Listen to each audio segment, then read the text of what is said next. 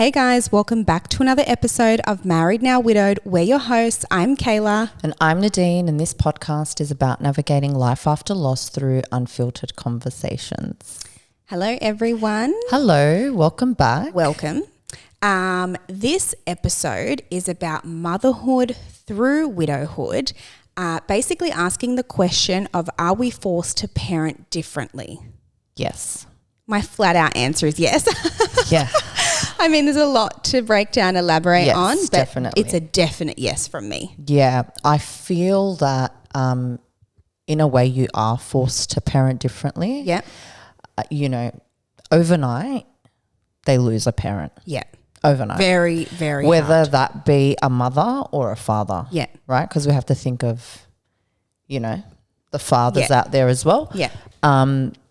So overnight they lose a parent, and then you are forced to somehow be the mother and the father. Absolutely. Yeah. But also, I don't know about you, but I feel really bad for them, especially at the beginning. Absolutely. I felt really bad, and it probably wasn't the right thing to do, but I think I gave them maybe too much. I don't think I disciplined enough, to be honest. Oh, yeah. Well, Yeah. I'm the queen of that. The queen of not disciplining my child. Yeah. Yeah. And you know what I put it down to? And any mother would understand this. So add motherhood normally, and then plus that with losing a spouse. I honestly put it down to exhaustion. Yeah. There's been so many times where I know he's doing the wrong thing and I have to discipline him, but I simply cannot be bothered. Yeah. I just can't. I'm so emotionally and physically exhausted that I just can't. So I let so many things slide, and I'm certainly paying for it now. We're getting there, but I am paying for it now that I'm sort of back on my feet and a bit more mentally stable and less exhausted. Yeah. And I'm trying to undo all of that, but I think that is definitely a good point. You definitely lack discipline. I don't know if everyone does, but for me, and obviously for you too, that was a big one. It is a big one. I think it was a mix of things, especially at the beginning. If we want to take it right back to, the beginning, I think that you're grieving, and at the same time, you have to think about your children's grief. Does that make sense? So, yeah. And then you try and discipline. But you also have to take into consideration that these poor kids have lost a parent. Yeah. How do you discipline them? Yeah.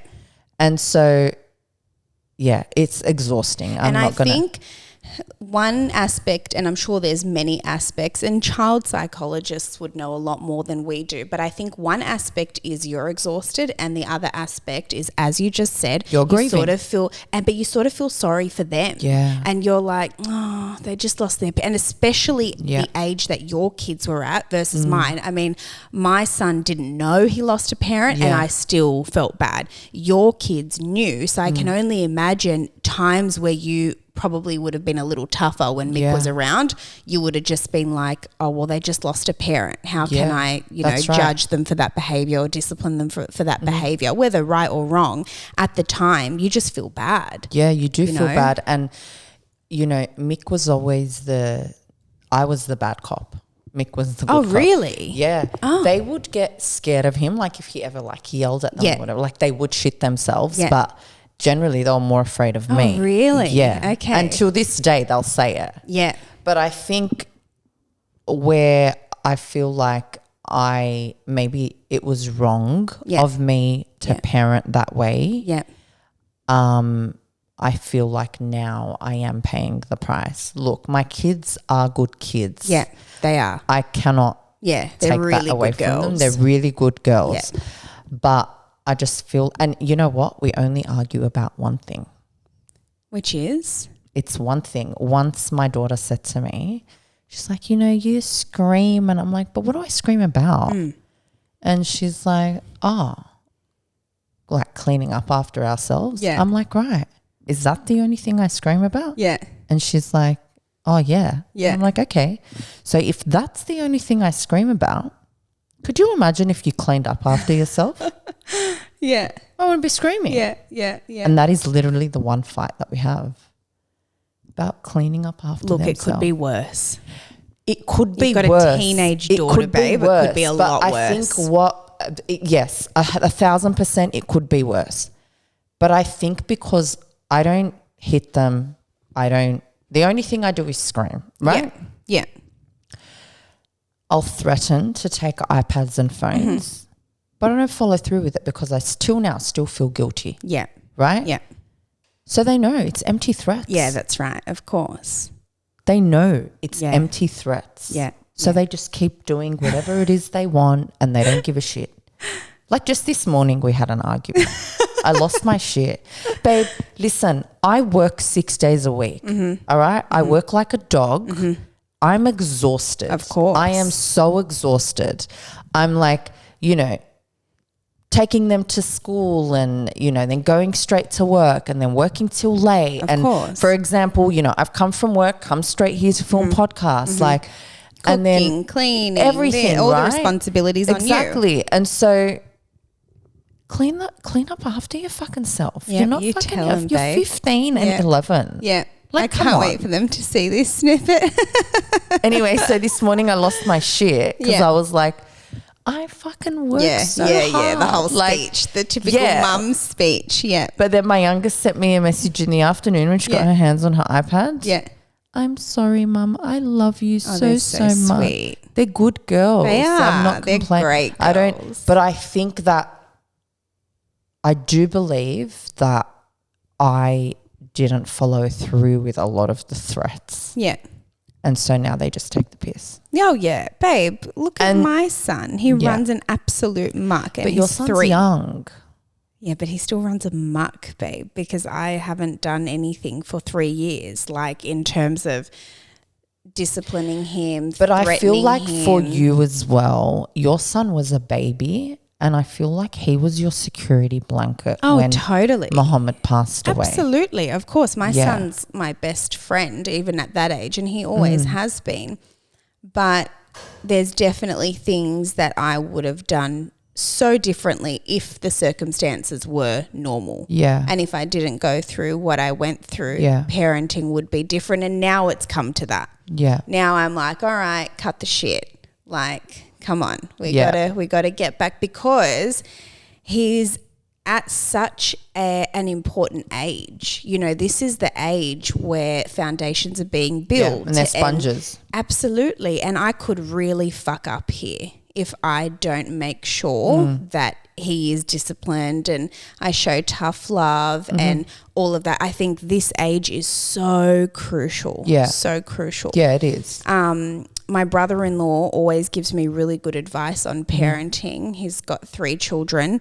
And I remember he said he was listening to this podcast and he was like, you have like one like these, I don't know why these words like have stuck with me, right? But he's like, you know, you have one chance to get this right with your kid. Like each kid, you've got one chance. Don't fuck it up. You know, you're here to raise likable people of society. Everything my brother-in-law says, I think it's because he listens to so many podcasts, is but just I love like that. Yeah. every time he has one of these conversations with me, I'm like, oh, that's so true, and it really sticks with me. So I feel like now, and it's been like 3 years on, so it does take time, so don't be hard on yourself, but only now 3 years on am I like sort of in routine again and sort of, you know, really disciplining my son and, you know, it's just different. But it was definitely really hard in the beginning. I struggle with it till now. Yeah. I really do. And it's been 4 years for me. Yeah. But I think because I didn't do it at the beginning or did very little of it at the beginning. Yeah. So now it's just like I struggle with it. Of course. Like at the beginning, if they did something wrong, it wasn't like whatever. Yeah. Like Which literally I think whatever. anyone would tell you is like normal to an extent. It's normal to an extent, but then you pay I feel like you can pay the price for it later on. You do pay the price later. Absolutely. But in the moment, what are you supposed to do? Like we always say, like, you're not even living at that point. You're just surviving just trying to make it through every single day. And then you get to a point, I feel, where you're a little more afloat and your head's like a little more above the water, you know. But in those first, you know, maybe for some people 6 months, 1 year, 2 year, 5 years, whatever that time period is for you, if you're just getting through the day, amazing. Pat on the back. You know what I mean? Because it's really hard. That's right. That's exactly right. So I think motherhood, that's one aspect that I think would have been different, definitely the discipline. I think for me, something else that I feel really guilty about when it comes to my son is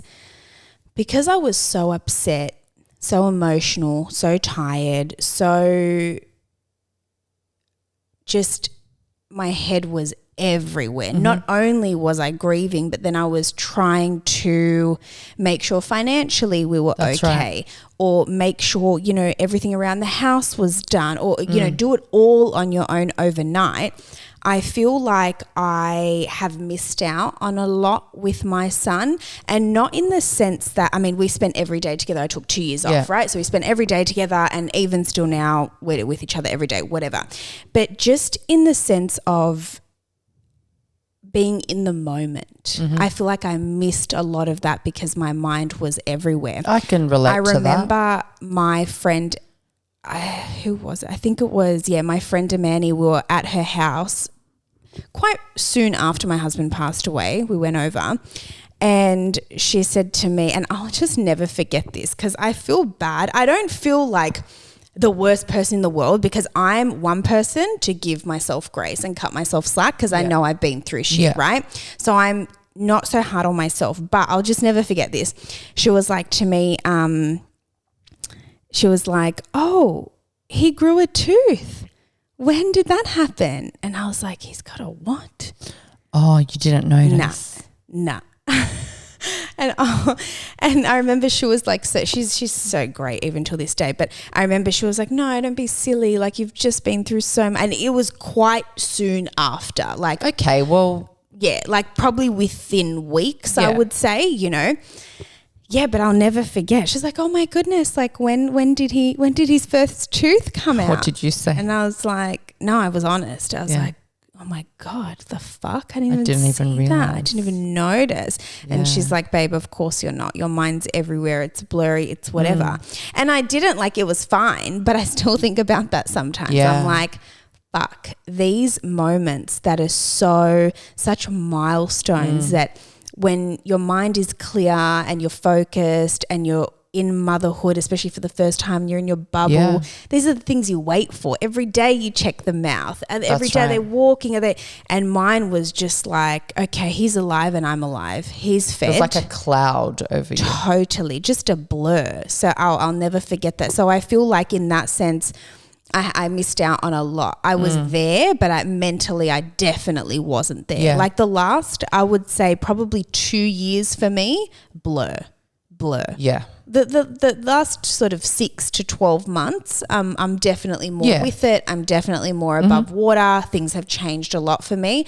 But those first 2 years, I don't know what happened. It was just, I don't know, it was just at play centers every day, just miserable, just like didn't work, had nothing to really do, just me and my son, cemetery every single day. It was, so that's one thing that I feel like grief sort of stole from me. You know, my those pivotal years of, you know, watching him, because, you know, like, I know motherhood's hard and we all have a whinge and whatever, but they're never going to be this young again. You know, now I see my son and, you know, he does stuff for himself. Like he'll have a shower like by himself. He'll take off his clothes by himself. And I'm like, who are you? Like what happened to you? You know, or I'll look back at photos and I'm like, geez, where did you go? I don't even remember. Where did the time go? That time with you. You know, I can't remember you being like that. I can't remember much from those first 2 years, you know. So I think that's a shame too. But it's all part of the process and it's all part of the journey. It is all part of the process. And I feel like, I don't know about you, but I don't think there's a wrong or right. No. When it comes to this. Of course not. But I also feel like if at the beginning you are like turning a blind eye to things because you feel guilty, like what do you do? You know, like I remember the kids could ask me for anything. Yeah. Yeah. Anything. Yeah.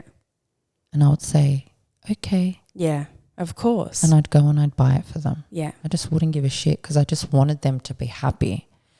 Now I'm a little bit more, nah, you're not getting that. Yeah, normal now. Normal now. But I still feel so guilty sometimes. I would too though. Yeah. I would too. If my kids were because I also don't want to teach them like, no, of course not. you know, yeah, 100%. like I don't want them to be spoiled brats. No, definitely not. But I will say if my kids were at the age of your kids, I would feel bad every single day because they knew their dad, they had a relationship with their dad, they knew what it was like, they had to grieve their dad, they went through all the motions that an adult would go through, and they still have to sit with that every single day that they as kids don't have a father. That's right. And that's something that you can never replace. No. You know, it's not can't. like it's so I would feel bad for them too if I was you. I don't blame you even still till now. You know, the only reason my son doesn't get away with anything is because I know he has no idea. So it's different. I don't feel bad because I'm like, I felt bad for you for my own reasons, but you don't know what's going on. So I can't let you get away with everything because you're going to be, and he is used to like, he's gotten a lot better, but he has moments and, you know, people close to us will be like, oh, but you know, like he lost his dad, but okay, but he doesn't know that. Yeah. So we can't always use that as an excuse. And I think that if we were better equipped, it would have been different. But obviously when something like that happens to you, you're never going to be equipped. You're not because you haven't at all. been through it That's before. exactly right. Unless you've studied it and you know exactly the path. That's right. You know, and I actually think that our method of parenting during that period of grief is not helpful at all. It's probably not the right way, but it's the only way we knew how. Definitely. And I know there's a lot of people who listen to our podcast who have young kids. Lots. There's a lot of them, the messages that we get, like, you know, and I just think do what works for you. Absolutely. Like, there's no, you know, like how can you, like I think about myself and I think about that time in our life. Yeah.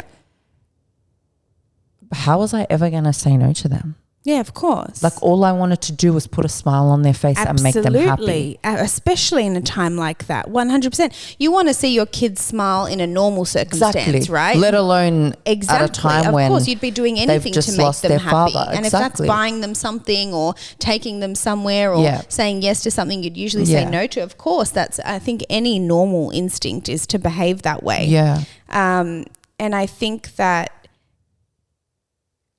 I just feel like if you're watching and you have children, really regardless of the age, when you go through something like that, it's always going to be hard, right? Especially though if they're dependent on you, like anyone sort of under 18 living in the house that depends on you, you know, give yourself grace, but also go through a checklist. Are they fed? Are they clothed? Are they healthy? Then you're doing great. Yeah. Anything other than that is like extra brownie points. That's like, wow, you're amazing. Yeah. As long as they're fed, safe, healthy, you're doing great. Exactly. That's it. It's that's exactly because right. You know what? And I always say the same thing. In that period of time, and even sometimes still till now, I've changed a lot though, but I will say maybe up until the last 6 months, you're pouring from an empty cup. Literally. Always, right? So if you can just have those things sorted with children that depend on you, then you're doing great, in my opinion. Yeah, because it's really hard. And don't let anyone make you feel like you're not doing a good enough job or that you're lacking or anything like that. 100%. And even if you do go the other way and you do discipline, great. That's also great. Even better, to be honest. Yeah, honestly. if you can still manage mentally and have that mental capacity to still parent the way you would have and continue life the way you would have, even better. I take my hat off to you. Me too. I was just too weak to do that. 100%. Yeah, absolutely. You know? Yeah, and too tired. Exhausted. Too tired. Emotionally, physically, everything. Definitely. Just exhausted. Absolutely. Yeah. Yeah. What do you think of, or actually, do you think people judge the way we parent? 100%. Do you think we are worse off? So if you look at a widow or a widower, and let's just say that their children are just, you know, I don't know. Out of control. Animals, yep. Do you think that people give us grace, or do you think that people would be like, didn't know how to raise him or her? I think both. I think people will give you grace to an extent, but I think it's always the same deal with humans. They have a period in their head that has an expiry date, right? We spoke about this last episode. 100%. So it's the same deal. When they think you should be done and start disciplining again, that's when you should be done in their head. Yeah. Right?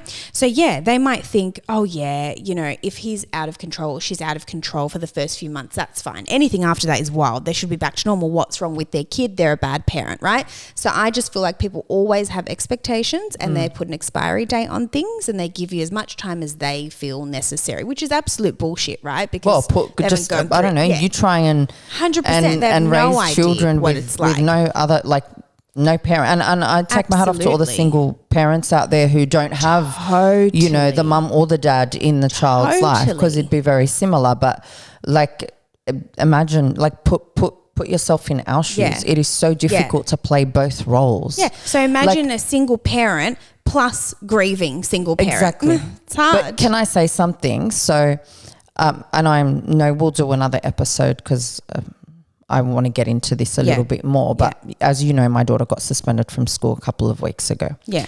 It was something that happened at school that was a trigger for her with her father passing away. And again, we'll do an episode on that.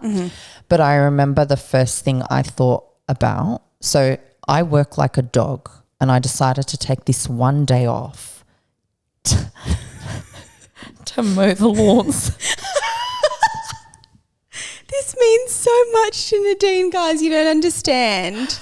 It was a Friday afternoon and I'm sitting in the front yard and I'm doing the weeding, and then I get a call on my phone. And hold on, I just want to clarify, like, this is Nadine's peak happiness right now. She's had the day off work. She is chilling. She's looking after her lawns, right? This is really important to Nadine, right? So she's at peak happiness. Yeah, and if you guys have listened to our previous podcast episodes, you would know me and my lawns. Yeah. Anyway, and so my phone, I'm on the phone with my cousin and I'm weeding, and then I'm like, school's calling me. I'm thinking it's about Celine's enrollment for next year. Yeah.